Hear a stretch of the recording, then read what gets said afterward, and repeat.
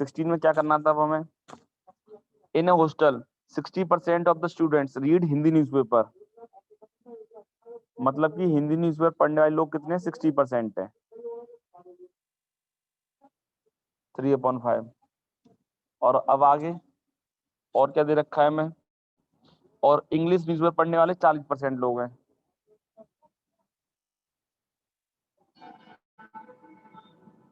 मतलब कि 2/5। ठीक है बेटा। और 20% जो है वो दोनों ही पढ़ रहे हैं, हिंदी और इंग्लिश न्यूज़पेपर पढ़ रहे हैं। H इंटरसेक्शन E 20% मतलब 1/5। यहां तक हमें वैल्यू दे रखी है। अब a student is selected at randomly, find the probability. She reads neither Hindi nor English newspaper. ना तो हिंदी और मतलब एंड इंटरसेक्शन मतलब की, और ना ही इंग्लिश। ये दे रखा है। क्वेश्चन वहां क्या है बेटा? हमसे बताया भी गया था कल, not Hindi and not English लिख दिया हमने। उसको क्या लिख सकता हूँ मैं? H यूनियन E का होल डैश। तो उसको कर सकते हैं 1 माइनस का probability of H union E। क्योंकि किसी भी डैश को माइनस करने के लिए क्या करते हैं हम बेटा? 1 में से माइनस कर देते हैं हम। तो 1 में से माइनस करने के बाद अब क्या आएगा? Probability of H, probability of E minus का probability of H intersection E। ठीक है। तो प्रोबेबिलिटी ऑफ H का मतलब क्या होगा?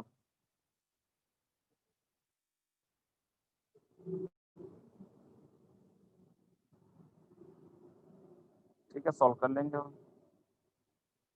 तो 1 माइनस का 5/5 minus 1/5 4/5 that will be 1/5 answer. बस खत्म। ठीक है, फर्स्ट पार्ट हो गया हमारा। सिंपल सा था। मैं निकलवाया क्या गया था हमसे? H यूनियन E का होल डैश मांगा गया था। तो 1 माइनस का H यूनियन E का तो सही आंसर आ गया। अब सेकंड पार्ट में क्या मांग रहा है वो हमसे? कह रहा है if she reads Hindi newspaper, मतलब अगर वो हिंदी न्यूज़पेपर पढ़ता है, then find the probability that she reads English newspaper. तो हमसे फाइंड करवा रहा है इंग्लिश पढ़ने की प्रोबेबिलिटी। तो आपके अकॉर्डिंग कौन सी कंडीशन बन रही है इसमें? दो तरह की प्रोबेबिलिटी पढ़ी है अभी तक आपने इस एक्सरसाइज में, एक कंडीशनल और दूसरी इंडिपेंडेंट। तो बताइए अब आपको इसमें कौन सा फॉर्मूला लगाना चाहिए हमें? ऑब्वियसली कंडीशन लगेगा बेटा, क्योंकि एक चीज फाइंड करवा रहा है, दूसरी चीज गिवन है। हमें फाइंड क्या करवा रहा है? मैं इंग्लिश न्यूज़पेपर। इंग्लिश के ऊपर रखेंगे, जो फाइंड करवाता है उसके ऊपर रखते हैं। और गिवन क्या है उसके लिए? कि हिंदी न्यूज़पेपर पढ़ता हो। अगर कोई बच्चा हिंदी न्यूज़पेपर पढ़ता हो तो इंग्लिश पढ़ने की प्रोबेबिलिटी क्या, ये पूछना चाह रहा है वो हमसे। ई इंटरसेक्शन H अपॉन का जो बाद में उसको नीचे रखते हैं हम। तो ई इंटरसेक्शन H की वैल्यू क्या है? 1/5 और H की वैल्यू क्या है? 3/5। आंसर हो गया 1/3। ठीक है ना? तो अब थर्ड वाला पार्ट ऐसे ही। अब if she reads English newspaper, मतलब कि इंग्लिश पढ़ते हैं तो हिंदी पढ़ने की प्रोबेबिलिटी निकलवा रहा है। Given English, Hindi given English. तो हिंदी गिवन इंग्लिश की प्रोबेबिलिटी क्या होगी? Probability of H intersection E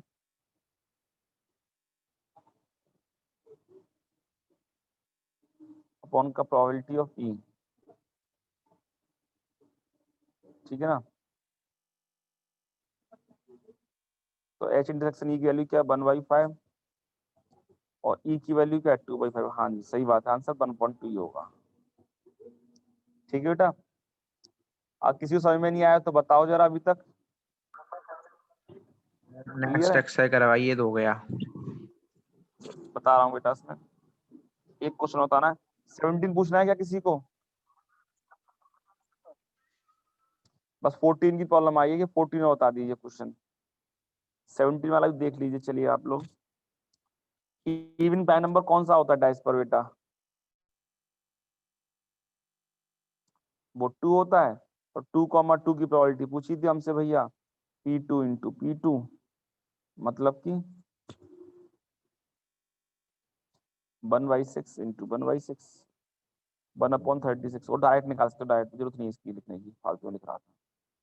ठीक है, डायरेक्ट आंसर हो गया था। 14 वाला क्वेश्चन पूछा है बच्चे ने एक ने, तो देखो बता देता हूँ मैं। 14 वाले में बेटा प्रोबेबिलिटी ऑफ ए, मतलब कोई बच्चा है जो प्रॉब्लम सॉल्व कर लेता है, उसकी प्रोबेबिलिटी क्या दे रखी है? 1/2। और दूसरा बच्चा, उसकी प्रोबेबिलिटी सॉल्व करने की क्या दे रखी है? 1/3। दोनों, और ये इंडिपेंडेंटली सॉल्व कर रहे हैं दोनों ही। तो ए इंटरसेक्शन बी के लिए आ गई बेटा 1/6, दोनों का मल्टीप्लाई कर दिया। अब क्वेश्चन ये पूछ रहा है चाहे ए सॉल्व करे बी सॉल्व करे, अब प्रॉब्लम इज सॉल्व होनी चाहिए। प्रॉब्लम सॉल्व हो, ठीक है ना, तो इसका मतलब क्या? टोटल निकलवा रहा है वो। तो ए यूनियन बी, और ए यूनियन बी का फॉर्मूला क्या है बेटा? P A plus P B minus का ए इंटरसेक्शन बी। आंसर आ गया। अगले वाले पार्ट में दे रखा है मैं कि exactly one of them solve the problem, उनमें से कोई एक ही प्रॉब्लम को सॉल्व करेगा। अगर ए करेगा तो बी नहीं करेगा, बी करेगा तो ए नहीं करेगा, इसलिए ए एंड नॉट बी पर बी एंड नॉट ए। तो सॉल्व होकर कैसे सीधा आंसर आ गया। तो ये तरीका था, या फिर डायरेक्ट कर लो आप। डायरेक्ट मैंने दिखाया था ए यूनियन बी माइनस का ए इंटरसेक्शन बी, कर देना आंसर आ जाएगा। ठीक है, चलिए अब आगे। तो नई एक्सरसाइज शुरू कर रहा हूँ मैं अब बेटा। बेस थ्योरम में 13.3 शुरू कर रहा हूँ, क्योंकि 13.4 और 5 तो कटी हुई, मतलब 5 तो पूरी कट गई है, 4 भी लगभग सी कटी हुई है। 4 भी लगभग सी कटी हुई, क्योंकि मीन मीडियन मीन हटा हुआ है, वेरिएंस हटा हुआ है, स्टैंडर्ड डेविएशन हटा हुआ है। तो ज्यादा क्वेश्चन नहीं रहेगा उस एक्सरसाइज में। तो मुझे अब बताना है बेस थ्योरम के बारे में। तो आप ये समझ लो, इस चैप्टर से 6 नंबर का क्वेश्चन आता था ना, वो अब पक्का ओनली बेस थ्योरम मतलब 13.3 से ही आएगा। 13.1 और 2 में तो खाली एक एक नंबर के क्वेश्चन थे। तो 6 नंबर के क्वेश्चन कहाँ से आएंगे? अब ये आएंगे हमारे 13.3 से। तो पहले मैं बता देता हूँ इसके बारे में। पहले तो एक थ्योरम होती है टोटल प्रोबेबिलिटी की।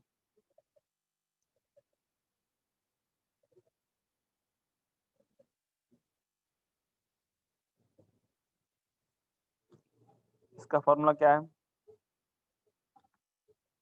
कोई भी निकालना है, पी ए।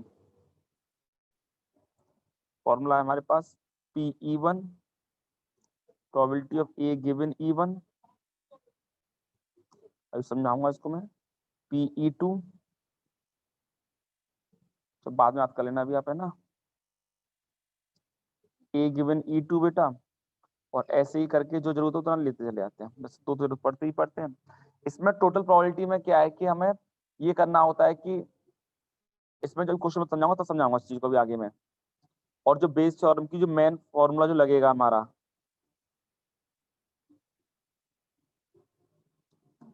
पहले लिख दूं मैं। यहाँ पर फॉर्मूला होता है बेटा probability of E one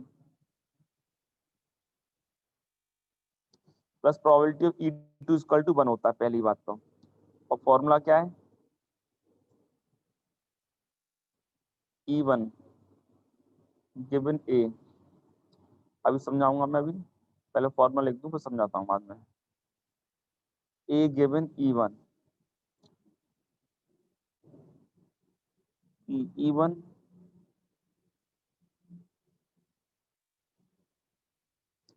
plus का P E two, P A given E two. अगला ई टू गिवन ए का,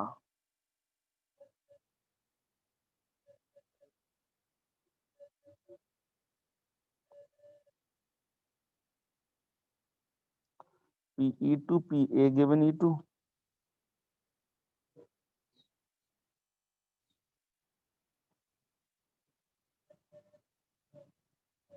बहुत ही सिंपल एक्सरसाइज है।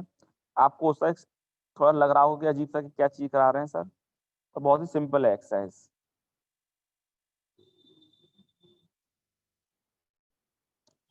Where E one and E two are mutually exclusive event. हाँ, तो इसका मतलब ये था, ये मेन फॉर्मूला बेस थ्योरम का ये सब जरूरत पड़ेगी सबसे ज्यादा। ये टोटल प्रोबेबिलिटी जो थी ना वो बीच है, जो फॉर्मूला होता है ना प्रोबेबिलिटी का, favourable upon total number of outcome, तो टोटल ऑफ प्रोबेबिलिटी में ऊपर लिख दिया गया है।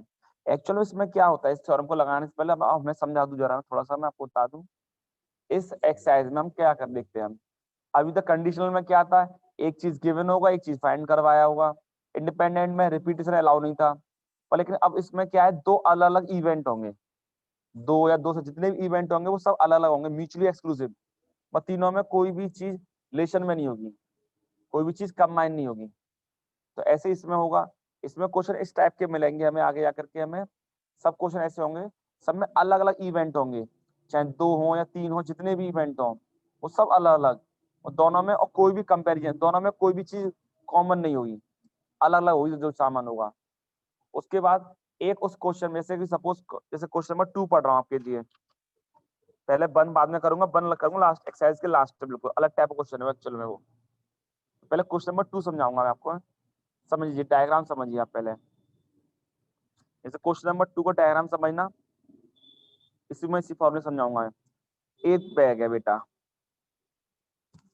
एक bag contains 4 red and 4 black ball, इसके अंदर 4 रेड और 4 ही ब्लैक बॉल हैं, और दूसरे बैग में 2 रेड एंड 6 ब्लैक बॉल हैं। समझ में आ गया कि हमें दो अलग अलग इवेंट मिल गए, हमें दो अलग अलग बैग हैं, दोनों ही बैग अलग अलग हैं। सपोज करो, ठीक है, उसमें से क्या कहता है, कुछ रीड कर देता हूं आपके लिए। One of the two bags is selected at random, दोनों में से कोई सा भी एक बैग सेलेक्ट किया जा रहा है। सेलेक्ट करने के बाद उसमें से एक बॉल निकाली जा रही है, ठीक है ना, ड्रॉन बॉल की गई है, और ड्रॉन करने बॉल क्या निकल के आई है, निकल के आई है बॉल रेड निकल के आई है। तो आपको पता करना है sir what is the probability that it will be from first bag. Sir हाँ सर एक बार और समझा दो, मेरा मोबाइल स्विच ऑफ हो गया था, अपडेट हो रहा था सर। सुनो, तो इसमें क्वेश्चन में बेटा ये था कि हमने बता दूं जरा, बेस थ्योरम बता रहा था मैं, इसमें सर मैंने ये स्टार्टिंग कहा है, से फॉर्मूला। सुन सुन सुन सुन सुन तौले, इसमें हमने स्टार्टिंग से यही कह रहे थे, अभी हम एग्जाम्पल लिया है मैंने बस बताने के लिए कि बेटा ये दो अलग इवेंट होंगे। पहली बात तो इवेंट कितने होंगे, जस्ट दो या तीन, जितने भी इवेंट हो, और दोनों की दोनों म्यूचुअली एक्सक्लूसिव होंगे। एक बैग अलग है, दूसरा बैग अलग है। पहले बैग में 4 रेड और 4 ब्लैक बॉल हैं, दूसरे बैग में 2 रेड और 6 ब्लैक बॉल हैं। सपोज करो कोई बैग रखा हुआ, दो बैग रखी हुई है हमारे सामने, हम उठा हम गए, आंख बंद करके कोई सा भी एक बैग उठा लिया, पैर सेलेक्ट कर लिया, दोनों में से कोई सा भी बैग सेलेक्ट हो सकता है, सेलेक्ट किया। अब उसमें से एक बॉल निकाल के देखिए, हमने बॉल निकाली भी है, बॉल निकालने के बाद वो निकल के क्या आई है, रेड कलर की निकल के आई है बॉल। तो हमें ये पता करना है कि रेड बॉल जो है वो, अब हमने अब ये तो देखा नहीं पहला बैग था दूसरा बैग, दोनों बैग एक जैसे थे, तो हमें ये पता करना है लास्ट में आकर के अब कि रेड बॉल जो निकल के आई थी ना, वो फर्स्ट बैग से निकल के आई होगी, उसकी क्या प्रोबेबिलिटी है, उसकी क्या कंडीशन है, इसके बारे में पता करना है अब हमें कि ये रेड बॉल जो निकल के आई है वो फर्स्ट बैग से निकल के आई है, उसकी क्या प्रोबेबिलिटी है। पहले तो हमें दो अलग इवेंट चाहिए होते हैं बेटा, हमें उसके लिए ही उसी फॉर्मूला यूज करूंगा, फॉर्मूला यही है, फॉर्मूला यही यूज करूंगा मैं अभी, बेस थ्योरम का यही फॉर्मूला है।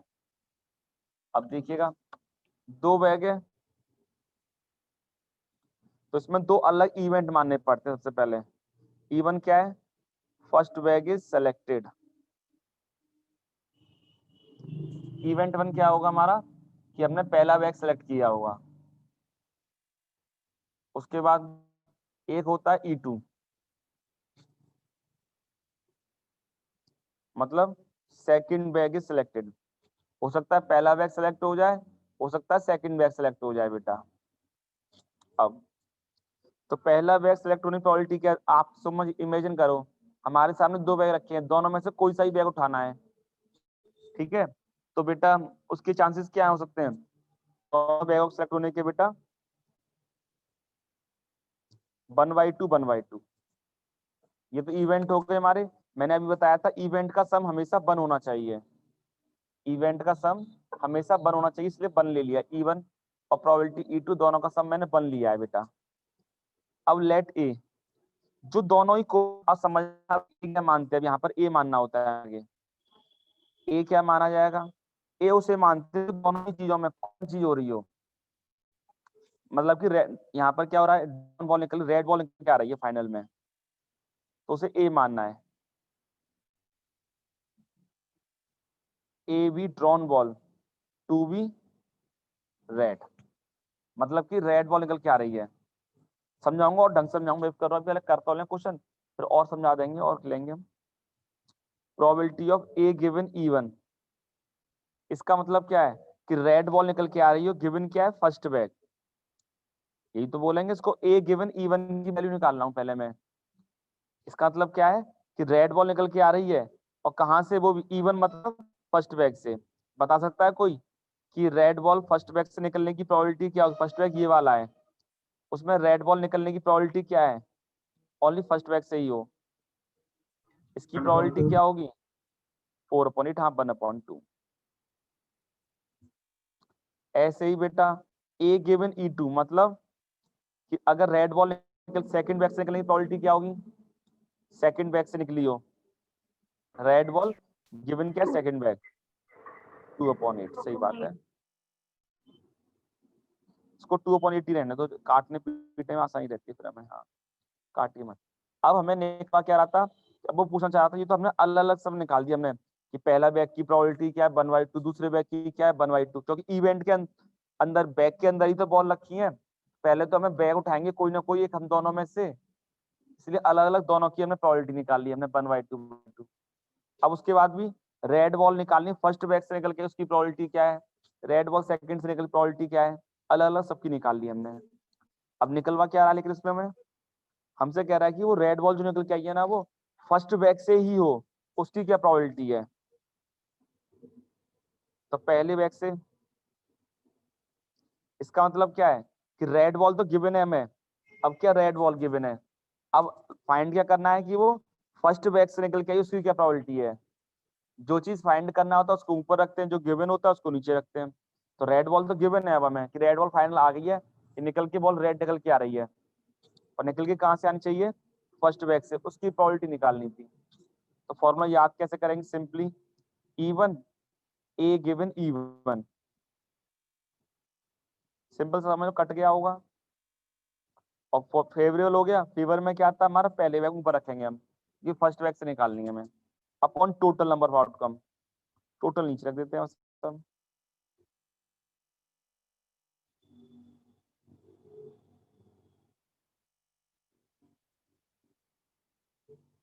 रख दिया हमने।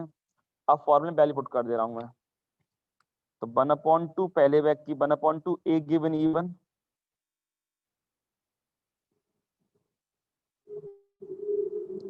1/2 इंटू 2/8, 2 और 8 कट गए,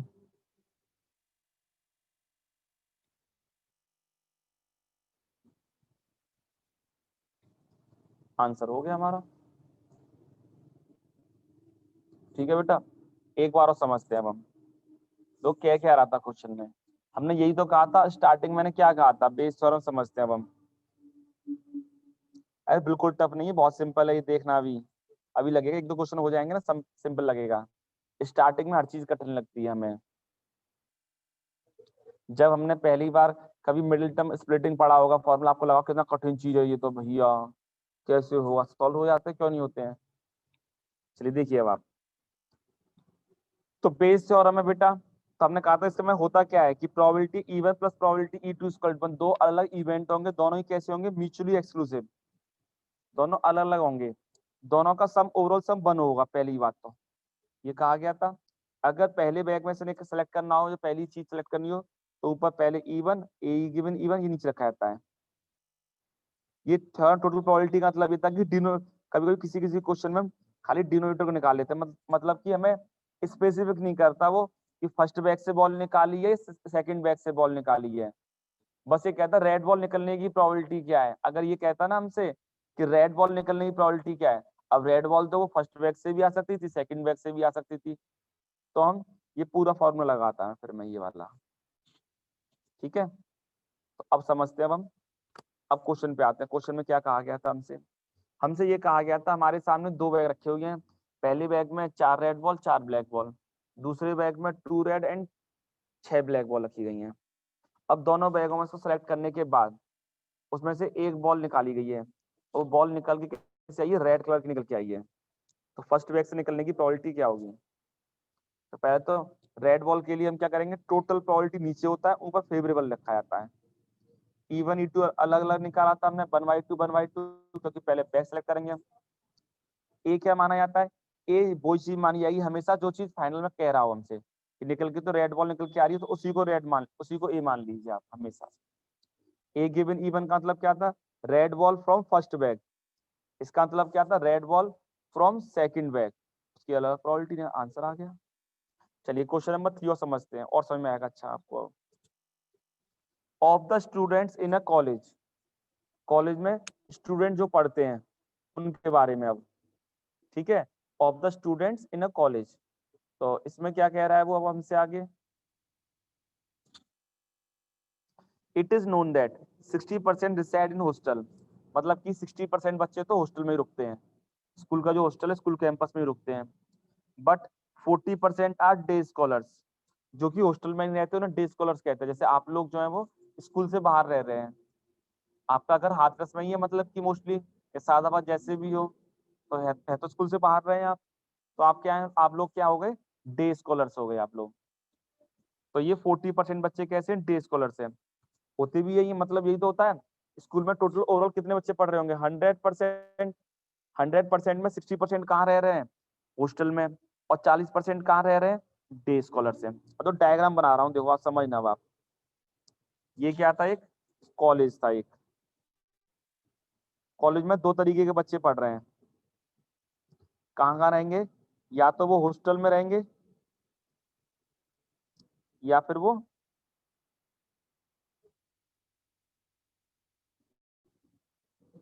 डे स्कॉलर्स होंगे बेटा। वो तो कितने परसेंट हॉस्टल है? कितने 100% रहेंगे बच्चे। 2 जगह रह सकते हैं, या तो हॉस्टल में या हॉस्टल के बाहर। सिर्फ फिक्स है तो बिल्कुल अमाउंट। 60% बच्चे यहाँ रह रहे हैं और 40% यहाँ रह रहे हैं। मैंने यही तो कहा था, दोनों इवेंटों का सम हमेशा वन होना चाहिए। देख लो सम वन हो रहा है। 60 और 40 100%, 100/100 कट के बन आ जाएगा। अब आगे पढ़ रहा हूं मैं। Previous year report that, previous year की रिजल्ट ये रिपोर्ट ये कहती थी कि 30% of all students who reside in hostel, जो 30% मतलब कि जो हॉस्टल में रहते हैं बच्चे, उसमें से 30% बच्चों का अटेन ए ग्रेड, उनका ए ग्रेड आ रहा है। और इधर जो बच्चे डे स्कॉलर्स है, जो स्कूल से बाहर रह रहे हैं, उसमें से 20% बच्चों का ए ग्रेड आ रहा है। तो बात किसकी हो रही है अब आगे?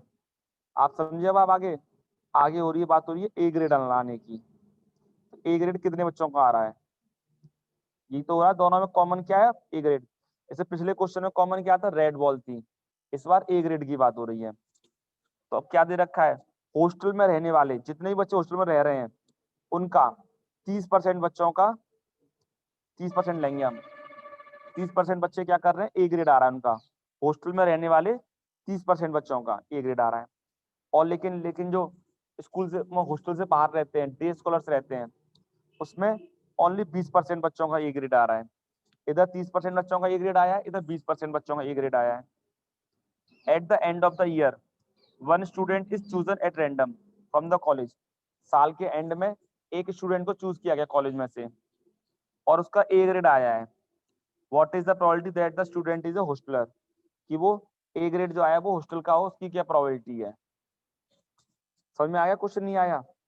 एक कॉलेज है, कॉलेज में 2 तरह के बच्चे रह रहे हैं, हॉस्टल में और डे स्कॉलर्स। 60% 40%। हमें कुछ अपने मन से नहीं माना, सब कुछ दे रखा होगा क्लियर, ठीक है। उसमें भी ए ग्रेड आ रहे हैं दोनों बच्चों के। ए ग्रेड जो आ रहा है वो 30% बच्चों का आ रहा है, इधर इधर आ रहा है ओनली 20% बच्चों का आ रहा है। तो हमें सॉल्व करना है। E1 क्या मानूंगा मैं? हॉस्टलर बच्चे हैं। E2 क्या मानूंगा मैं? जो डे स्कॉलर्स जो बाहर रहते हैं। तो हॉस्टल के अंदर रहने वाले बच्चों की काउंटिंग क्या है? 60%, मतलब 3/5। 40% मतलब 2/5। अब ए क्या मानूंगा बेटा मैं, लेट ए बी अटेन, मतलब कि फाइंड किया उसने, ए ग्रेड आया है बाय स्टूडेंट। तो ए गिवन E1 का मतलब क्या हो गया आपका, मतलब कि ए ग्रेड आया है और बच्चा कैसा है, हॉस्टल में रहने वाला है। गिवन क्या है, हॉस्टल, और ए ग्रेड आया है। ऐसे कितने बच्चे थे हमारे पास, दे रखा है 30%।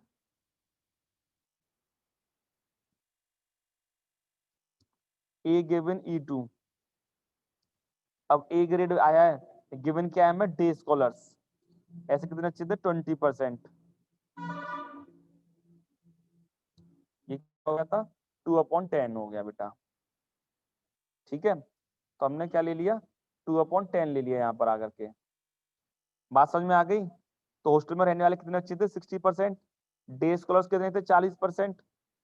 अब ए ग्रेड जो आ रहा है हॉस्टल वालों का वो 30% बच्चों का आ रहा है, और डे स्कॉलर से कितना आ रहा है, 20% आ रहा है। सॉल्व करना है आपको। तो हॉस्टल मतलब कि E1 गिवन पूछ रहा है, फॉर्म लगाऊंगा मैं।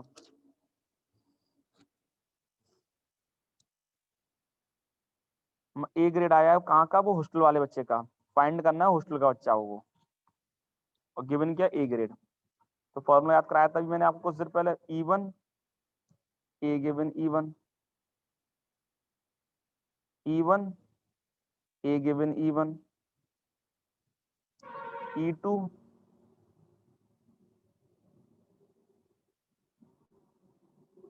ए गिवन E2 पहले लिख दूंगा मैं। प्रोबेबिलिटी E1 क्या था अभी, 3/5। ए गिवन E1 क्या लिखा, क्या 30% और 3/10 था, प्लस 2/5 इंटू का 2/10 दे रखा था मैं। अभी निकाला सब वैल्यू में, 5 10 जब कट गया। हाँ 5 एक्सरसाइज कट हट चुकी है बेटा। तो 9/13 ये फाइनल आंसर आ गया, खत्म। मतलब कि E1 गिवन ए की वैल्यू कल क्या है, 9/13 निकला है हमारे पास। कि जो बच्चा हॉस्टल में रहता हो उसका एक आने की संभावना क्या है, 9/13 है इस क्वेश्चन के अकॉर्डिंग। कुछ समझ में आया नहीं आया, हल्का फुल्का।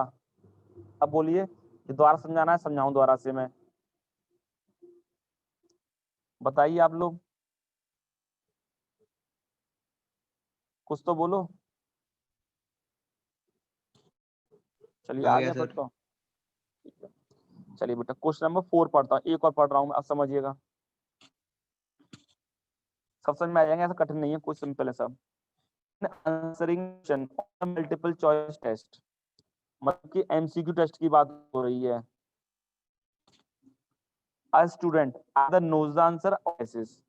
या तो एमसीक्यू टेस्ट में बेटा क्या होता है, आप लोग आप खुद जानते हैं, आप लोग टेस्ट देते हो, या तो आप आंसर जानते हो, नो आंसर, या फिर आप क्या करोगे, बिल्कुल चीटिंग अलाउड नहीं है, मैं कैसे भी कॉपी नहीं कर सकते, चीटिंग कर ही नहीं सकते उसके लिए। तो या तो आप आंसर जानते हो, आप आंसर लिख दोगे, या फिर आप क्या करोगे, गैस द आंसर करेंगे आप, आंसर गैस करेंगे, तुक्का मारेंगे आप।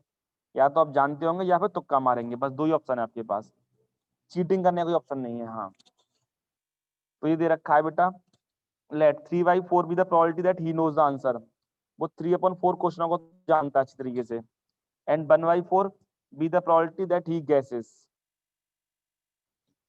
1/4 क्या कर रहा है, वो गैस कर रहा है। इवेंट हो गए दोनों, ही नोज द आंसर और गैस द आंसर, दोनों का ओवरऑल सम कितना हो रहा है, 1 हो रहा है नहीं हो रहा है, हाँ हो रहा है।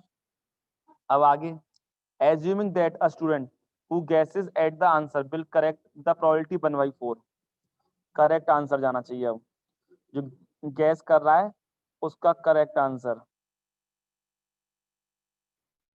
उस प्रोबेबिलिटी क्या है, 1/4। इधर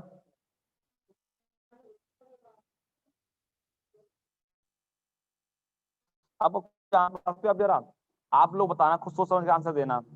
अगर आप किसी क्वेश्चन का आंसर जानते हो, आप जानते हो कि किसी क्वेश्चन का आंसर ये है, क्वेश्चन का आंसर आप सही टिक करोगे गलत टिक करोगे, बताओ जरा कोई। सही टिक जब आपको करेंगे। पता, सही टिक करे पक्का कंपलसरी है, तो उसकी प्रोबेबिलिटी क्या होगी, वो वो श्योर इवेंट होगा नहीं होगा? वो श्योर इवेंट की प्रोबेबिलिटी क्या होती है? 1।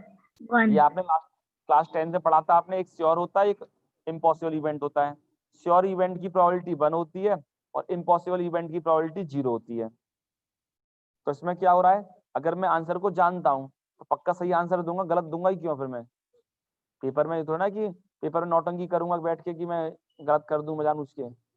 अगर सही आंसर जानते हैं, सही आंसर यानी प्रोबेबिलिटी क्या है? पक्का 1 है, श्योर इवेंट हो गया वो। तो जब आपको पता है इसका आंसर कि ये होगा, टेम्परेचर की एक यूनिट केल्विन होती है, आपको अच्छी तरह पता है, तो पता ही है वो, उसकी प्रोबेबिलिटी क्या होगी? वो 1 होगी बेटा, वो श्योर इवेंट हो गया।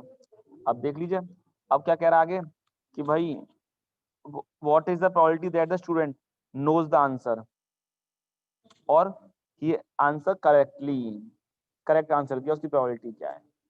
मिल गया ए। तो लेट E1 क्या मानूंगा बेटा मैं? Knows the answer. E2 क्या होगा? Guess the answer. तो प्रोबेबिलिटी E1 कितना हो गया? 3/4।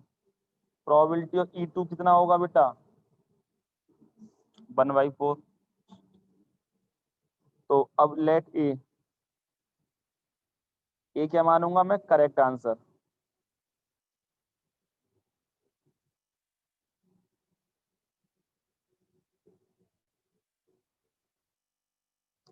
Correct answer. अब आप बताओ, ए गिवन इवन का मतलब क्या है? फाइंड करवा रहा है करेक्ट आंसर, और गिवन क्या है? वो आंसर जानता हो, वो करेक्ट आंसर। और जबकि वो आंसर जानता है, तो जब वो आंसर जानता है तो करेक्ट आंसर देने की प्रोबेबिलिटी क्या हो जाएगी? फुल श्योर इवेंट 1 हो गया। ठीक है, ये क्या श्योर इवेंट है इसलिए। और बेटा ए गिवन E2 की वैल्यू क्या होगी?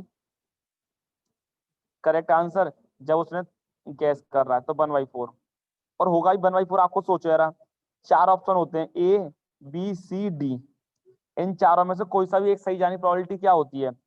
1/4 ही तो होती है। जब तुक्का मारोगे सही होने चांसेस क्या हो जाएंगे? 25% ही तो होंगे। 4 ऑप्शन, 4 में से कोई एक सही होगा तो 1/4। तो अब वो नोज आंसर निकलवा रहा था, मतलब कि प्रोबेबिलिटी E1 गिवन ए, तो probability of E1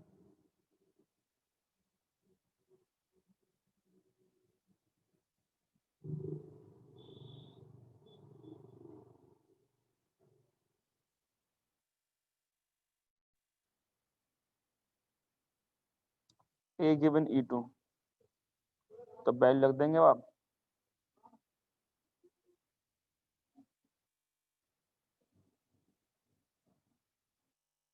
one by four into का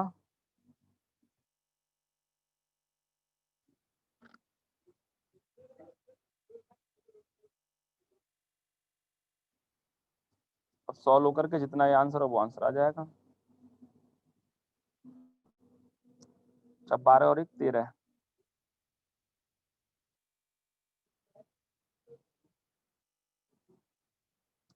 12/13, ये आंसर आ गया फाइनल क्वेश्चन नंबर 4 का। कि अगर आप आंसर जानते हो, सही देने की प्रोबेबिलिटी क्या होगी? वो 12/13 होगी। आपने सॉल्व किया बेटा।